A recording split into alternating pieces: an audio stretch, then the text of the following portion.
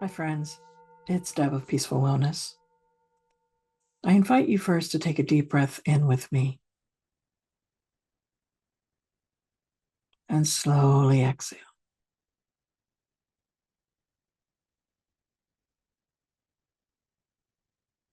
And as you settle into this moment, I invite you to reflect on what it means to be a spiritual warrior.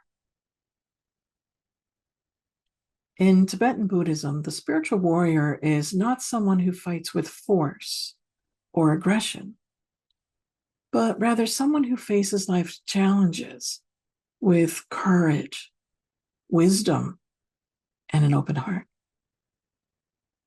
And right now, as we witness uncertainty, division, and suffering in our country and across the world, it's very easy to feel overwhelmed. I know I do at times too. We may experience fear, anger, grief, or exhaustion. But the path of the spiritual warrior teaches us that we are not powerless. We do not need to retreat into despair. Instead, we meet these difficulties with presence, resilience, and even compassion. The battle of the spiritual warrior is not against people, but against the universal forces of suffering that exist within all of us. And we are constantly navigating, fear first. Fear clouds our judgment. It keeps us reactive and makes us feel powerless. Anger and hatred.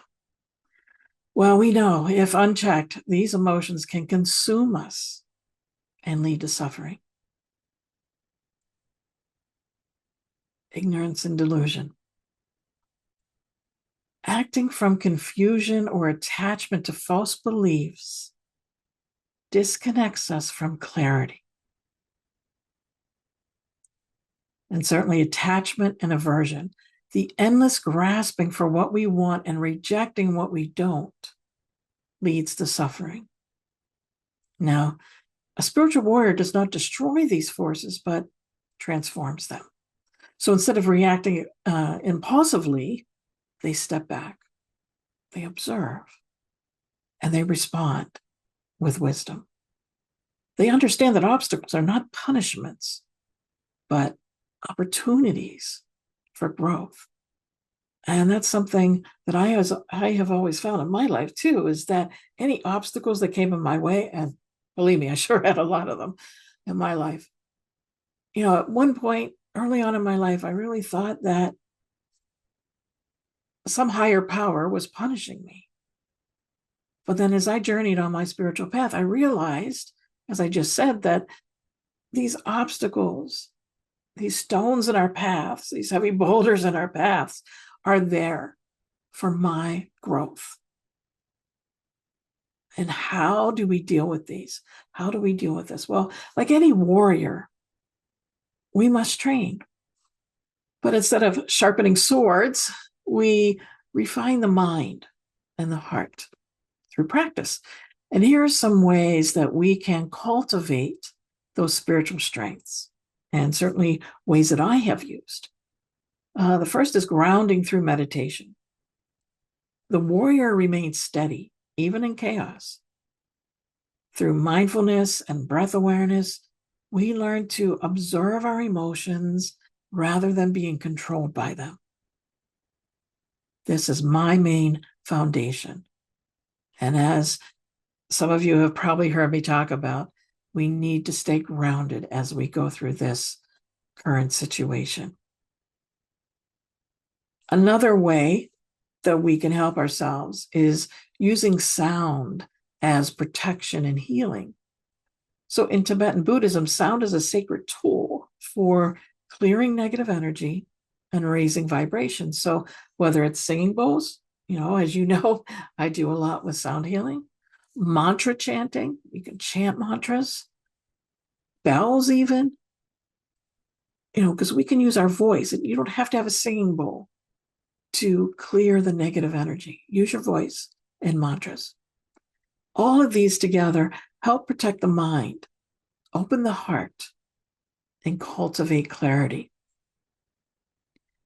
The next thing we must do is transforming our anger into compassion. Now, a warrior does not act out of hatred, but transforms anger into clarity. So, what are some of the ways that we can do this? Well, practices like loving kindness, metta, that's one that I share very frequently. We did a whole month in February on loving kindness.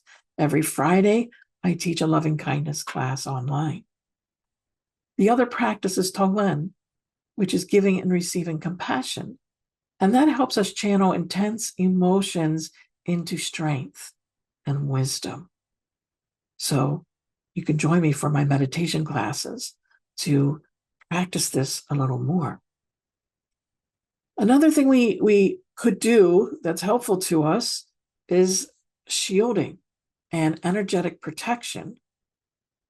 Some of you know lately I've been doing a little bit more of that, whether it's in our meditations, whether it's at the studio, whether it's online, because like a warrior wears armor, right? We can protect our energy field from negativity. So some ways that you can do this is you can visualize a golden shield of light surrounding you, right? Allowing in love while keeping out that harmful energy. You can chant protective mantras.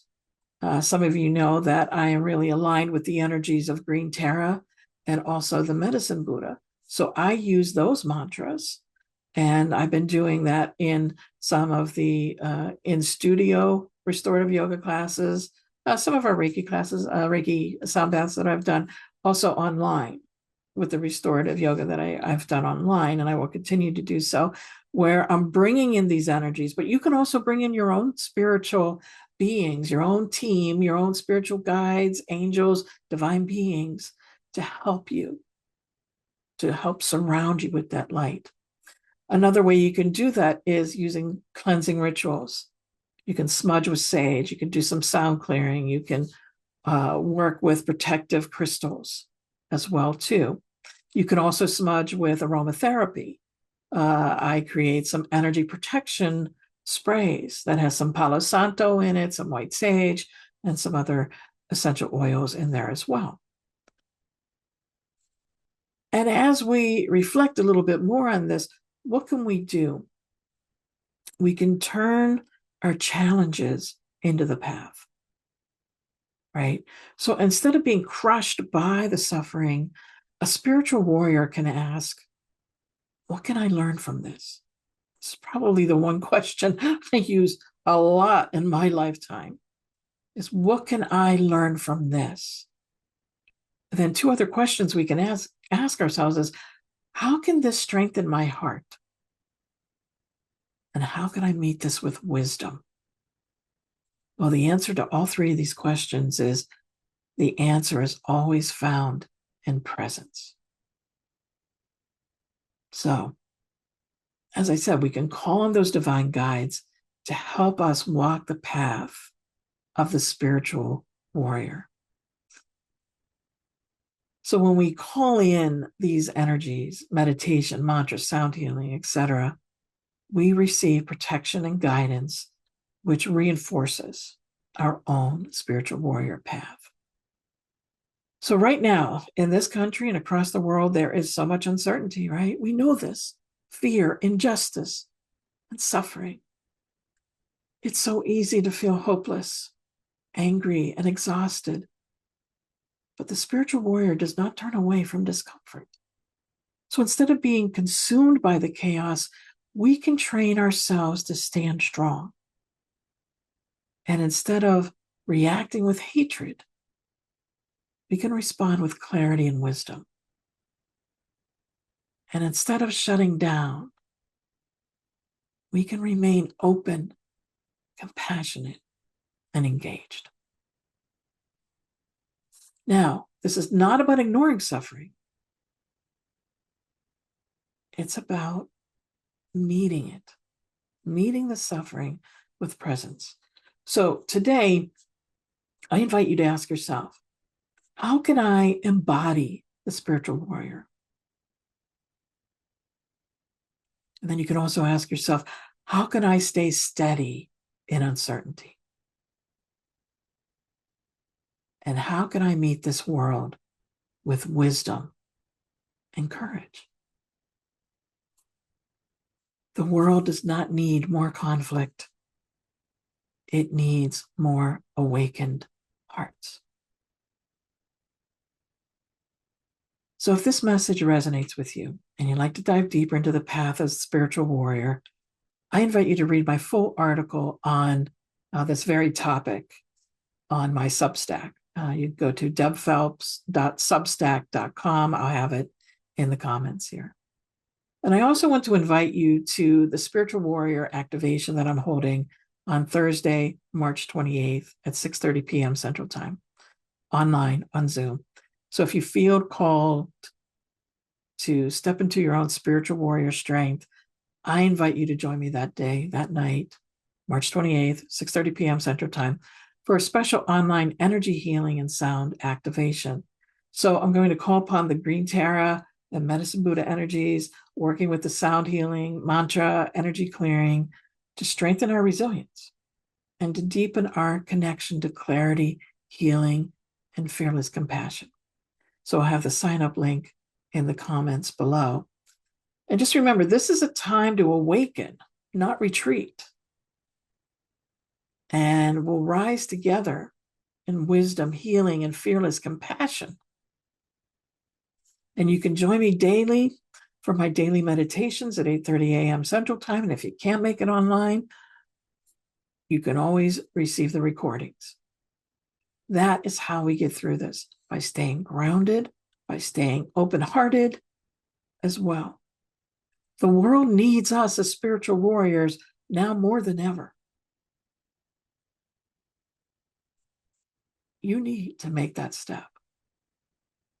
So as you join with me next Thursday night, I also want to invite you into a program that I'll be running for the month of April. And I'll be talking about it a little bit more next week. But I thank you so much for taking the time to listen to me today. And as always, I wish you much peace on your journey. Namaste. Thank you, my friends, for listening.